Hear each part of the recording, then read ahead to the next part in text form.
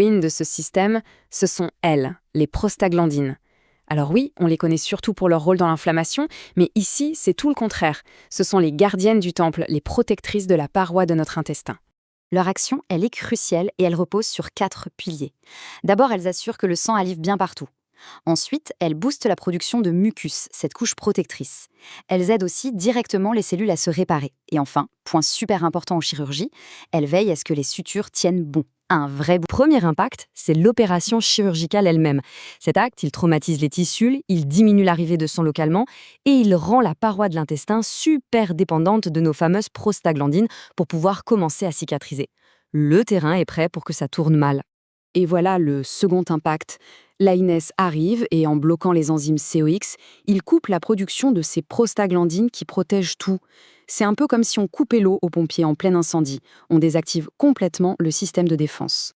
Et là, la conséquence est logique et potentiellement dramatique. Sans assez de sang et sans aide à la réparation, la suture ne cicatrise pas, elle lâche. Et on passe de la théorie à une complication gravissime, le contenu de l'intestin se répand dans l'abdomen. Il faut bien comprendre que si ce risque existe pour tout le monde, il devient une contre-indication formelle absolue pour les patients qui sont déjà affaiblis.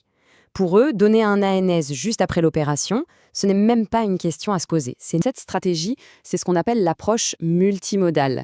L'idée est simple. Plutôt que de miser sur un seul médicament, très fort mais très risqué, on va combiner plusieurs petites choses pour avoir un super effet antidouleur, sans mettre en danger la paroi digestive. Cette approche, elle tient sur 4 piliers. Chacun a un rôle bien précis. Ensemble, ils créent un plan de gestion de la douleur qui est vraiment solide et complet. On va les regarder un par un. Premier pilier, la base de tout, les opioïdes. Ils sont la pierre angulaire de notre stratégie. Pourquoi ? Parce qu'ils sont très efficaces contre cette douleur profonde, viscérale, et surtout, ils ne touchent pas à la perfusion de la muqueuse. C'est le choix de la sécurité. Deuxième pilier, on passe en mode chirurgie de précision. Avec l'anesthésie locale ou régionale, on va bloquer le message de la douleur directement là où il naît, avant même qu'il arrive au cerveau. Ça permet de moins utiliser de médicaments qui agissent partout dans le corps. Troisième pilier, les perfusions continues. Et là, attention, il y a un détail absolument vital à connaître.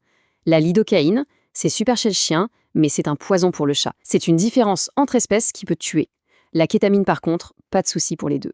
Et on arrive au quatrième et dernier pilier, celui qu'on a tendance à sous-estimer. Pourtant, cette phrase résume absolument tout. Toute l'analgésie du monde ne sert à rien si les tissus ne reçoivent pas d'oxygène. Ce support hémodynamique, en clair, c'est s'assurer que le sang circule bien et apporte l'oxygène jusqu'aux cellules qui essaient de cicatriser. La gestion des fluides et la gestion de la douleur, en fait, ça va ensemble, c'est indissociable. Cette chronologie le montre très bien. Il y a une phase critique juste après l'opération où c'est niais pour les AINS, on mise tout sur le multimodal.